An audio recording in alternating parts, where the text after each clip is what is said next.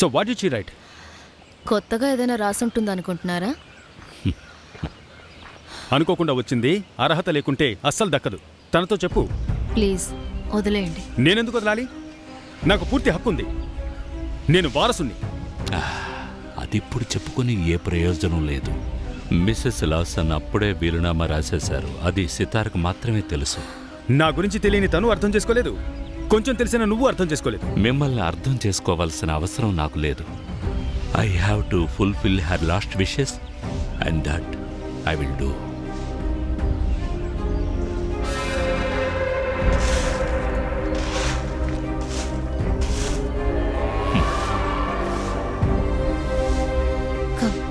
వెళ్దాం. మీ అందరినీ ఎవ్వరూ కాపాడలేరు.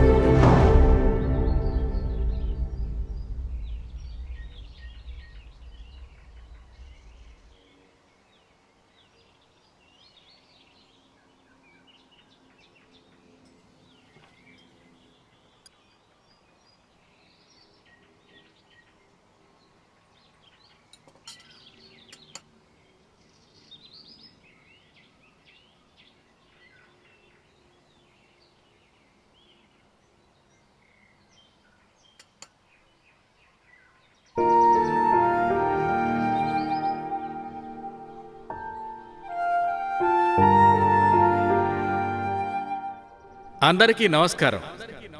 మనమందరం కూడా ప్రజలకి సేవ చేయడం కోసమే చారిటబుల్ ఫౌండేషన్స్ని నడుపుతున్నాం. మీకు లీడర్గా నేను కొంతకాలం మీకు సేవ చేయడానికి అవకాశం కల్పించినందుకు మీ అందరికీ నా కృతజ్ఞతలు. మన చారిటబుల్ ఫౌండేషన్స్ నడపడానికి కష్టపడిన కాలంలో ఎక్కడి నుంచో ఒక శక్తి చార్లీ లాసన్ లాంటి ఒక గొప్ప వ్యక్తిని మనకి చూపించింది. వారి సహాయ సహకారాల వల్లే ఇవాళ ఈ చారిటీస్ అన్నీ కూడా ఎంతో సవ్యంగా నడుస్తున్నాయి. మనకొస్తున్న డొనేషన్స్లో ఎక్కువ భాగం వారిదే. బ్రిటిష్ వాళ్ళు పరిపాలించిన కాలంలో ఎక్కువ కాలం గవర్నర్గా ఉన్నవారు రిబ్బన్ లాసన్. విదేశీయులు మనల్ని పాలించినప్పుడు ప్రజల దగ్గర మంచి పేరు తెచ్చుకోవాలన్న కొద్ది మందిలో ఈయన కూడా ఒకరు. వారి ఏకైక వారసుడే చార్లీ లాసన్. వేల కోట్లకు అధిపతి. గొప్ప మనసున్న వ్యక్తులు చేయాల్సిన మంచి పనులని త్వరగా చేసేసి ఆ భగవంతుడిని చేరుకుంటున్నారు. అదేవిధంగా మన చార్లీ లాసన్ గారు కూడా చిన్న వయసులోనే శివ సాన్నిధ్యం చెందారు.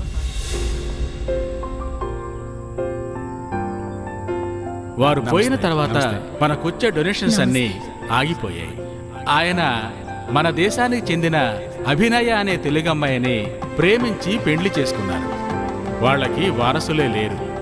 అభినయ లాసన్ మన కోరికని మన్నించి ఇవాళ ఇక్కడికి వస్తున్నారు. వారి భర్తలాగానే వీరు కూడా మన చారిటీస్కి సహాయం చేస్తారని నమ్ముదాం.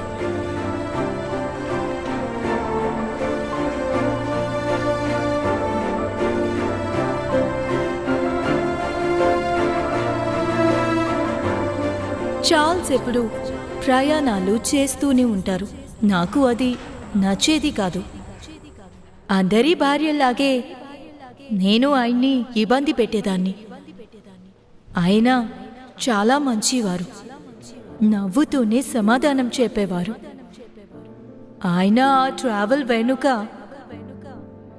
ఇంత ప్రేమ, ఎంత సేవ ఉందని నాకు తెలియకుండా పోయింది. 15 charitable trust, 3 old age homes, 2 medical centres, వందల సంఖ్యలో అనాథ పిల్లలు. కాదు, ఆ దేవుడు మనకి ఇచ్చిన పిల్లలు. ఎంత ఉన్నతమైన పనులు చేశాడు చార్ల్స్. ఆయన వదిలిన పనుల్ని, అప్పగించిపోయిన బాధ్యతల్ని మరువలేదు నేను. ఇక్కడున్న అందరికీ ప్రామిస్ చేస్తున్నాను, ఇక మీదట ఎక్కువ రోజులు నేనిక్కడే ఉండబోతున్నాను. చార్ల్స్, మొదలుపెట్టిన అన్ని పనుల్ని నేను కంటిన్యూ చేస్తాను. ఇంకా ఎక్కువ సేవ చేయడానికి ప్రయత్నిస్తాను. నమస్కారం.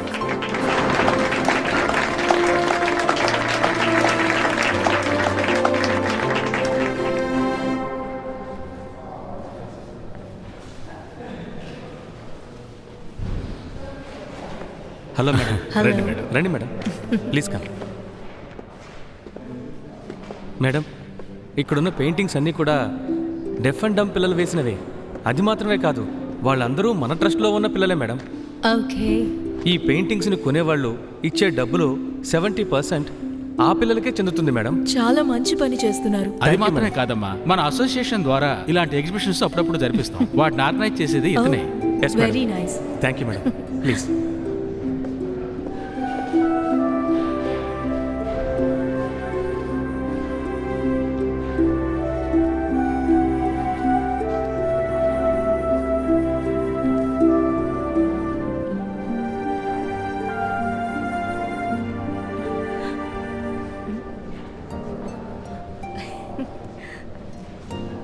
ఈ పెయింటింగ్ ఎక్కడి నుంచి వచ్చిందో తెలుసుకుని చెప్పండి. ఒక నిమిషం.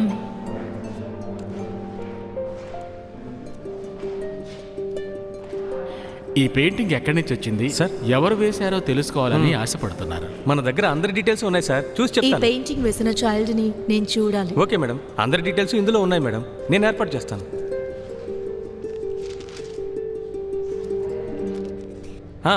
అడ్రస్ ఉంది మేడం, పిలిపిస్తాను.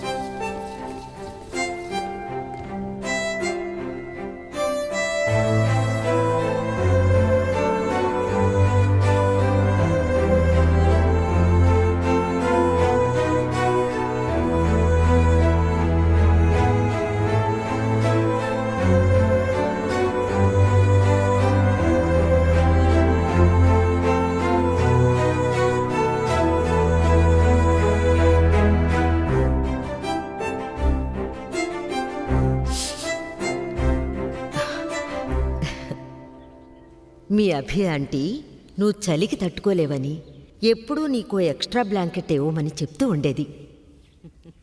హా.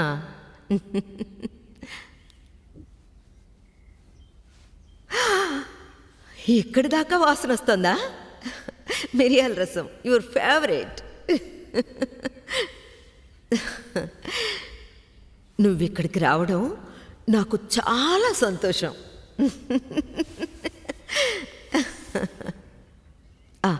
నీకేదైనా అవసరమైతే నేను కిందనే ఉంటాను.